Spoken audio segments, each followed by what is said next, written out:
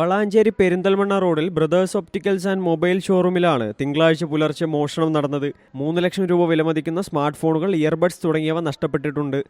പുലർച്ചെ 1:30-നും 3:30-നും ഇടയിലാണ് മോഷണം നടന്നത്. ഷട്ടറിന്റെ പൂട്ട് കട്ടർ ഉപയോഗിച്ച് അറുത്തുമാറ്റിയാണ് മോഷ്ടാക്കൾ അകത്ത് പ്രവേശിച്ചത്. മോഷണം നടന്നതിന്റെ CCTV ദൃശ്യങ്ങളിൽ മണിക്കൂറുകളോളം മോഷ്ടാവ് കടയ്ക്കുള്ളിൽ ഉണ്ടായിരുന്നതായി കണ്ടെത്താനായിട്ടുണ്ട്.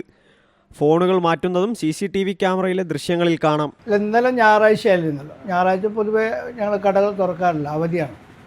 രാവിലെ വന്ന് തുറന്നപ്പോഴാണ് ഒരു ഭാഗത്തെ ഷട്ടർ ലോക്ക് കുത്തിപ്പൊളിച്ച് ഉള്ളിൽ കിട്ടിയിട്ടുണ്ട്. കൂടാതെ ഷട്ടറിന് കൂടാതെ ഗ്ലാസിൻ്റെ ഡോറുണ്ട്, അതിന് ലോക്കുണ്ട്. ആ ഗ്ലാസിൻ്റെ ഡോറ് പൊട്ടിച്ച് പുറത്തേക്കല്ല ഉള്ളിലേക്ക് ഇട്ടുക. അങ്ങനെ CCTVയിൽ ആളെ കാണുന്നുണ്ട്. കഴിഞ്ഞ ദിവസം വളാഞ്ചേരി പട്ടാമ്പി റോഡിൽ മെഡി ടവറിൽ പ്രവർത്തിക്കുന്ന ജനസേവ മെഡിക്കൽ സ്റ്റോറിന്റെ പൂട്ടുപൊളിച്ച് മോഷണശ്രമം നടന്നിരുന്നു.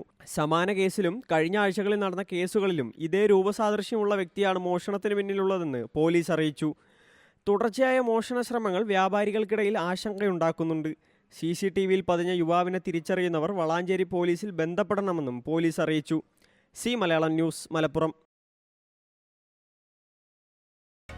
പുതിയ വാർത്തകളും വിശേഷങ്ങളും ഇനി വിരൽ തുമ്പിൽ. എല്ലാ ഡിജിറ്റൽ പ്ലാറ്റ്ഫോമുകളിലും ഇപ്പോൾ മലയാളം ന്യൂസ് ലഭ്യം.